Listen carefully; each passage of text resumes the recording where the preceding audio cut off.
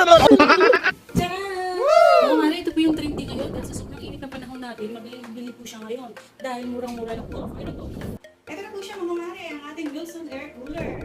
Meron po siya, 8 inch ang lapad, 20 inch naman po kanyang haba. Meron po tayong tatlong level ng fan. Meron low, medium, high. Meron din po tayong swing, may i-swing po yan, yung fan niya. Meron din po tayong on and off ng cold. Nalalagyan naman po ng tubig dito sa ilalim para sa kanyang cold. May kasama naman po siyang aning na tube ice bottle. Ilalagay po ito sa ref mga mare ah.